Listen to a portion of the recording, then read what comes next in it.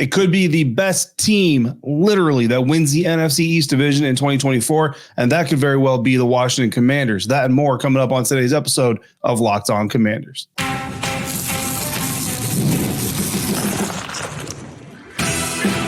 You are Locked On Commanders, your daily podcast on the Washington Commanders. Part of the Locked On Podcast Network, your team every day. And welcome into today's episode of Locked On Commanders, part of the Locked On Podcast Network, your team every day. I'm your host, David Harrison, credential member of the media covering your Washington Commanders for CommanderGameDay.com. I'm here with you every Monday through Friday. Greatly appreciate you for coming through today. Every dayers, I appreciate you coming through every single day. Let me remind you that you can subscribe for free on YouTube or wherever you are listening to this podcast. On today's episode, I'm going to go game by game. I'm going to tell you where I stand on where the Washington Commanders win-loss prediction could stand following minicamps, OTAs, and rookie minicamp. But first, the Washington Commanders could be the next team in the NFL to go worst to first, and it's the way they're doing business that will be the difference if they pull that off. So if you want to discuss that with me or anything else Washington Commanders related, or if you got questions, go to joinsubtext.com/LockedOnCommanders. Become an insider today, and you can just text me your thoughts, text me your questions, get responses straight from me to your cell phone. No downloads, no hashtags, no apps. Just you text me, I text you. It's a great way to go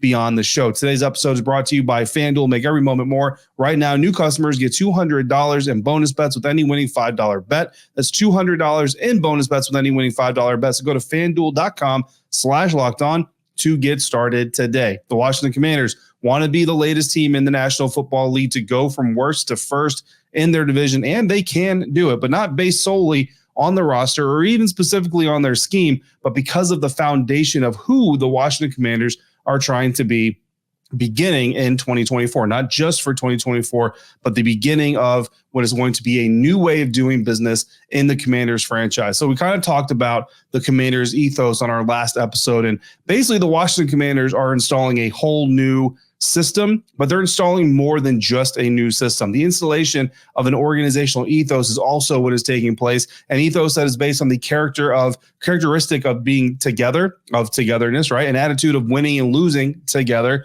in more ways than we typically see in an NFL franchise, emphasizing the morality of taking care of yourself because it takes care of the unit, because they share a core understanding that as a team, they can achieve everything that they've got their sights set on. And that is what Coach Dan Quinn is working on. That is what his staff is working on. The roster is working on it. That is what this team's superpower would be, to take a term that Coach Dan Quinn likes to use very commonly. Now, what was interesting about this is the lack of expectation around this team in this year. And we did kind of a schedule release predictive results or whatever. And this was before we really got to see this team in action. I think it came in around 6 or 7 wins at that point in time. Really didn't go week by week. And I've had some insiders, had some other people kind of come to me and say they wanted a week to week kind of breakdown of what I think this team could do in the 2024 NFL season. Now, we're still a little premature to be able to do that with a whole lot of factual integrity behind it. But I kind of started thinking about, what if this team can go worst to first? What if this team does go worst first?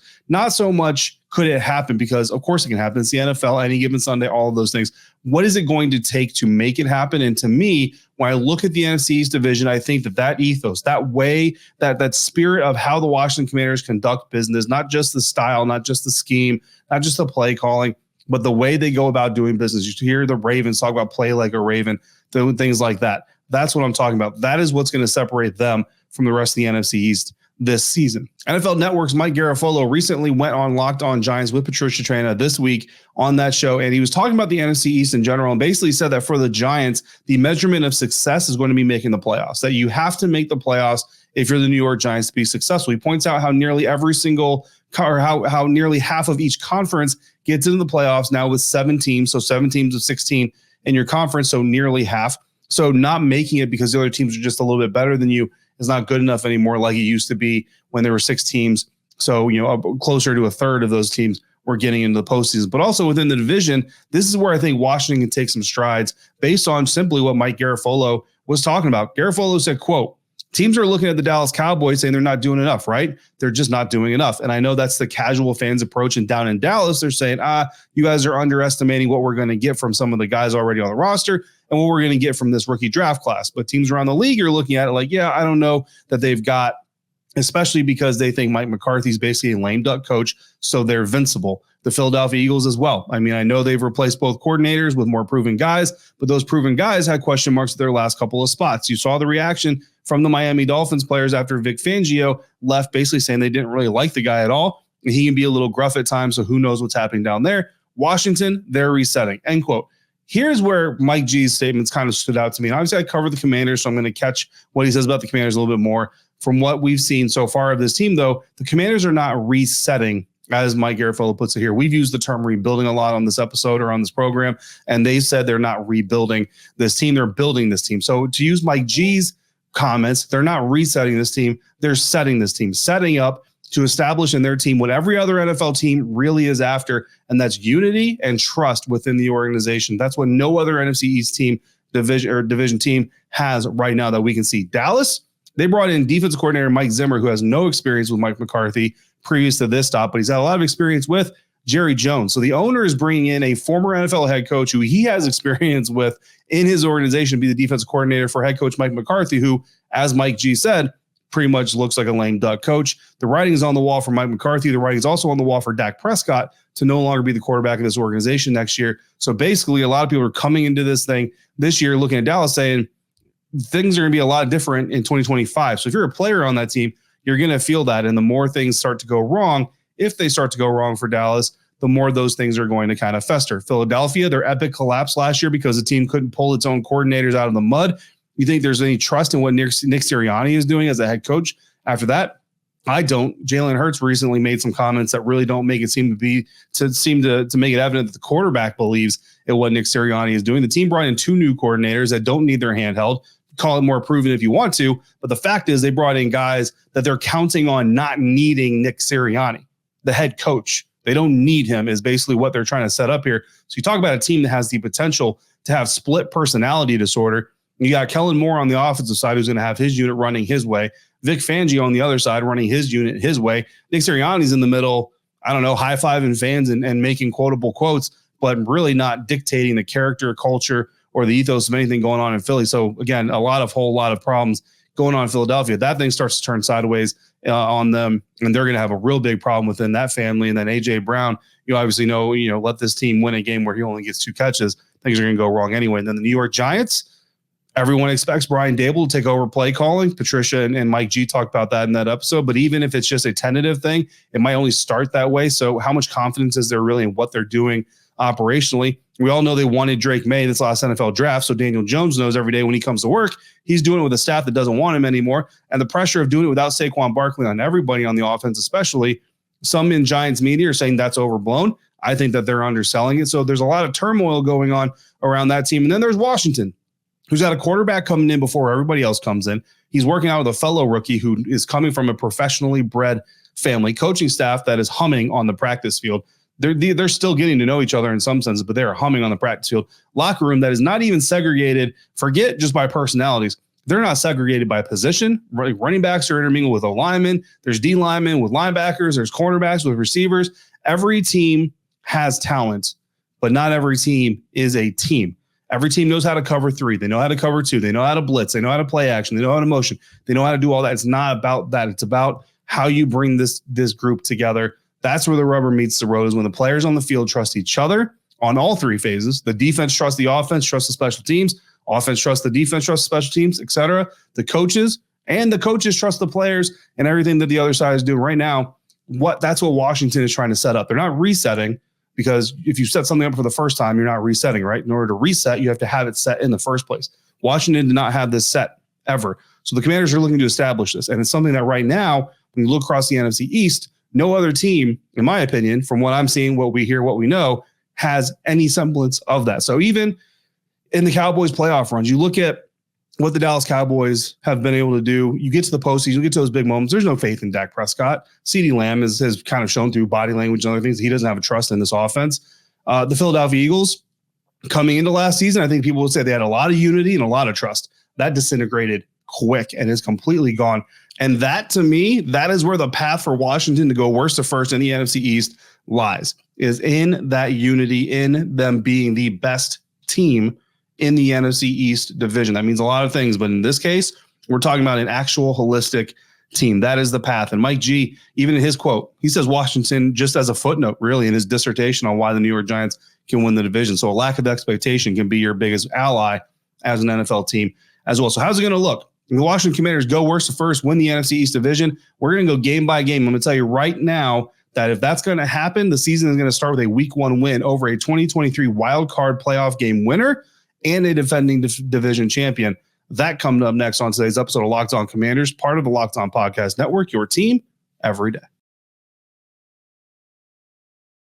Summertime is almost here, and summertime means baseball, the NBA Finals, and more, and you can bet on all of it on FanDuel. This episode of Locked On Commanders is brought to you by FanDuel. Right now, new customers to FanDuel can get $200 in bonus bets with any winning bet. That's $200 that you can then use to bet on everything from the NBA Finals MVP, who's going to hit a baseball out of the park, anything you want across the site and the app, which is super user-friendly. The NBA Finals could be wrapped up as early as tonight as the Boston Celtics return home up 3-1 over the Dallas Mavericks and are favored to win the championship-clinching game by 6.5 points. In baseball, the Los Angeles Dodgers are favored to win the World Series this year at a plus 270 line, and they're in action Monday night as 1.5-run favorites on the road over my Colorado Rockies. Like the Rockies, the Washington Nationals have a plus 50,000 line to win the World Series and are currently 12 games back in the NL East Division race. The Nationals are. Visit FanDuel.com/lockedon and add a big win to your summer bucket list. That's FanDuel, America's #1 sportsbook. Thanks again for making Locked On Commanders your first listen, your first view today and every day. Everydayers, thanks for coming through. Make sure you come back tomorrow. We'll have more Washington Commanders content. We're not going anywhere. We have a break between minicamp and training camp, but the program will be here throughout it all. In the meantime, between episodes, you can find a free 24/7 sports streaming channel programmed for you every day to bring you the biggest stories from all around the sports world without any of the drama, any of the screaming. That is Locked On Sports Today, which brings you can't miss analysis, opinions, and news, all streaming 24/7 on YouTube or the free Amazon Fire TV channels app. All of it part of the Locked On Podcast Network, your team every day. So if the Washington Commanders were to go worst to first, win the NFC East Division, and again, I believe if they make it happen, it's going to be in large part because of this new unified team-centric approach that the Washington Commanders coaching staff led by Dan Quinn is taking to build this thing, to set this thing, as we talked about in the first segment.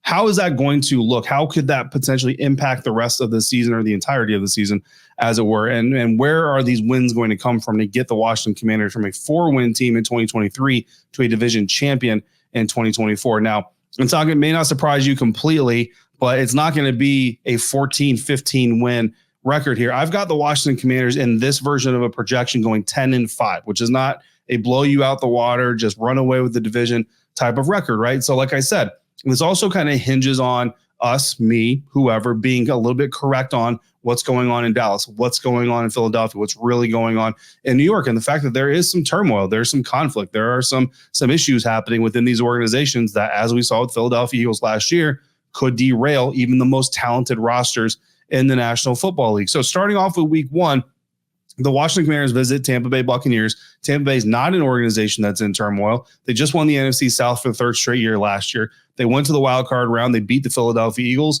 They went to the divisional round and honestly played a very good game against the Detroit Lions. This is a very good team. However, they're also a very aggressive team on offense, on defense. Baker Mayfield is a very aggressive quarterback. Todd Bowles is a very aggressive defensive coordinator, defensive play caller. And as the head coach, he's also the defensive coordinator and play caller, or at least the play caller. And that's kind of what he's known for. But he's also known for something else. And again, I write for BucksGameDay.com, part of Sports Illustrated's group of sites. I was a host of Locked On Bucks all the way through last year. I'm very familiar with Todd Bowles, very familiar with what they do over there. And I'm very familiar with the fact that Todd Bowles does not have the greatest track record against 2 types of quarterbacks, mobile quarterbacks and rookie quarterbacks. Jaden Daniels is both. And Jaden Daniels, Dan Quinn, Cliff Kingsbury, what they're going to have the advantage of is they're going to have a lot of tape on Todd Bowles and his defense and his tendencies and what he likes to do. And honestly, there's not a lot of new pieces to that Tampa Bay Buccaneers defense because they didn't go out and sign a whole lot of free agents. They focused very much this offseason on keeping their own players in-house. They obviously did draft some new players, but the defense you see this year is going to be very similar to the defense you saw last year, the year before even, so on and so forth. Very talented group, don't get me wrong, but they're also very aggressive, very man-focused, right? So if Cliff Kingsbury, Jaden Daniels can get certain plays and looks, dialed up against those aggressive plays, against that man coverage, then they can be very aggressive against that aggression, and they can be very successful against that aggressive Todd Bowles defense. So because of that, there certainly is a possibility, very real possibility, the Washington Commanders start off the season with a victory on the road against a playoff team from last year, a playoff game winner from last year, and a division champion. The confidence that this Washington Commanders team would then have coming home to host the New York Giants would be through the roof. And we talk about that emotional boost, talk about that unity. That right there could lead you off to a 2-0 start. Heading into week 3 against Cincinnati Bengals on Monday Night Football, I do have that chalked down as a loss. However, we all know, and believe me, I don't wish it on him. I think he's a really good dude, really good quarterback. Joe Burrow's health is always kind of a question. By this time, who knows if Joe's actually going to be healthy or not? If Joe Burrow's on the field, I do think the Bengals probably pull off that win. If he's not, however, you could very well see the Washington Commanders start this season 3-0. Either way, right now we're going 2-1. You go on the road to the West Coast against the Arizona Cardinals. I think that's a team that this team can handle. I think it's a team that this team can beat. And when you look at guys like Kyler Murray, what's really great for this defense is they're going to be practicing. It's not going to be a practice squad look against, say, a receiver who's super athletic pretending to be a quarterback. No, you are literally practicing against one of the quarterbacks in this league that is like what Kyler Murray likes to do in Arizona. Not the same person by any means, but very similar in skill set. I got the Washington Commanders going to the West Coast, winning that game. Coming home, however, against Cleveland Browns, I do have this team starting a little bit of a skid. Loss against the Cleveland Browns, just because it's a super talented roster, and then a loss on the road, quote unquote, in Baltimore the week after that. So you have 2 losses there, and now through 6 games, we're sitting at 3-3. That takes us into the Carolina Panthers, Chicago Bears stretch. Bryce Young, Caleb Williams. I think the Washington Commanders can certainly come away with 2 wins there. If there's a loss there, I think it comes probably to the Chicago Bears,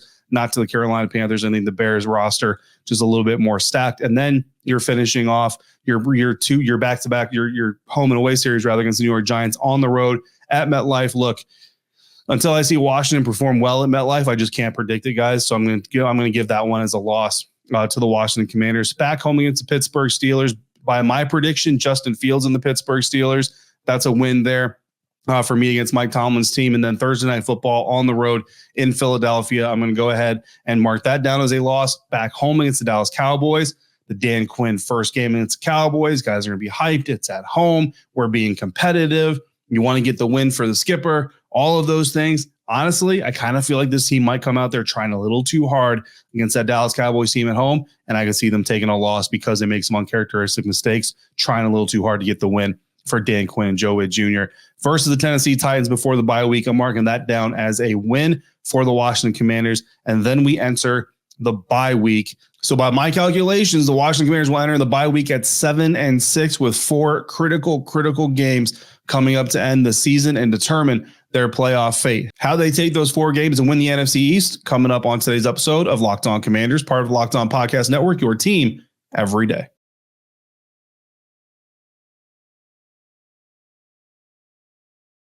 Wrapping up today's episode of Locked On Commanders, looking at how the Washington Commanders might go worst to first. It's less about the scheme, less about the talent on the roster, though those things are very strong, obviously, but more about how this team as a unit holistically will come together in the 2024 season if Dan Quinn and his coach staff can keep this team on the path they're currently on through mandatory minicamp going into training camp. So entering the bye week, according to the projection I have here, if you look at all of these things that we talked about, Washington Commanders can very well enter that bye week 7-6 in contention for the NFC East Division title, in contention for a playoff spot with 4 critical games left to play. You're at New Orleans, back home versus Philadelphia and the Atlanta Falcons, and then on the road again against the Dallas Cowboys.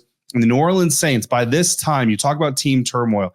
There's a lot of questions in that New Orleans Saints locker room, a lot of questions around the organization about the future of Dennis Allen, the head coach, around the future of quarterback Derek Carr. And by this time, I feel like the New Orleans Saints are basically going to be a team that's kind of just waiting for another shoe to fall. And that is the perfect type of team for the Washington Commanders to have 2 weeks of preparation against. The ability to come out more rested. You're invigorated because of the possibility of a playoff run. Go into New Orleans, get that win. You come home. Now the pressure is all on the Philadelphia Eagles. Yes, they got the win earlier in the season on Thursday Night Football, but you're the Philadelphia Eagles. Jalen Hurts, Nick Sirianni, you're supposed to be competing for championships, not competing against the Washington Commanders who just had the number 2 overall pick to get a playoff spot. Now the pressure is really going to be turned up on Vic Fangio, Kellen Moore, and Nick Sirianni. And again, you give this coaching staff another opportunity. They've already seen you once. They've seen you in your home at your best, all those sorts of things. This is where I think the Washington Commanders get the best of the Eagles, take away a win, split that series this season. Then you're staying at home against the Atlanta Falcons. The Falcons that do have projected to win the NFC South.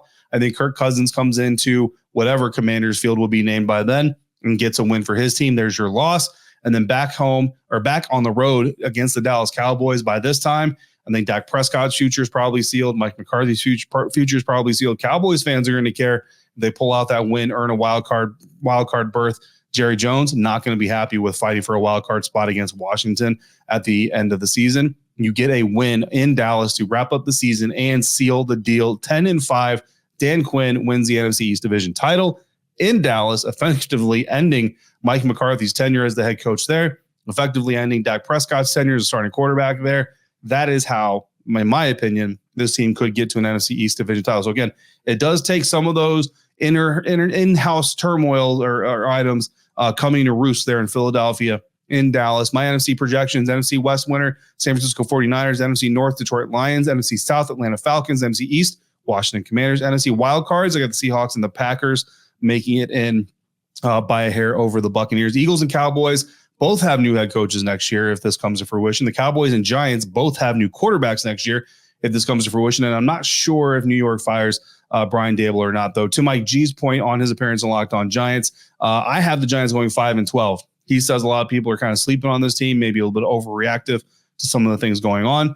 Having them going 5-12 could be steering right into what Mike G is saying. To me, I think you have to fire Brian Daboll if the Giants go 5-12. So maybe I'm too close to Washington, just like I say Mike G might be too close to New York. But if this unified front that Dan Quinn is bringing into this organization can really take hold and keep hold through a couple of 2-game losses, stuff like that, then Washington certainly has the horses. Jayden Daniels, athletic quarterback, Brian Robinson, Austin Eckler, Terry McLaurin, Jahan Dotson, Zach Ertz, what he does look really good. Ben Sinnett, if the offensive line can gel, the defense can get on board, reinvigorate Emmanuel Forbes' career.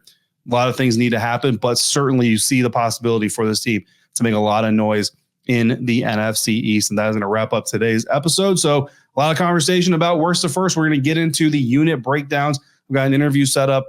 We'll get some more mini camp observations from this week and just off-season observations on the team coming up this week. In the meantime, you got questions or comments, throw them down in the YouTube comment section or just text it to me. Become a Locked On Commanders insider. Go to joinsubtext.com/LockedOnCommanders and text me your topic, your conversation, your question today. Don't forget to check out Locked On Sports Today, the first ever 24/7 live streaming sports channel on YouTube. And as always, thank you for making Locked On Commanders your first listen or view today and every day. Every day, thanks for coming through on a regular basis like you do. Until we speak again, if you're out and about, please be safe, be kind, enjoy the good weather if you got it, because it's not going to be around forever. I'll see you next time for another episode of Locked On Commanders, part of the Locked On Podcast Network, your team every day.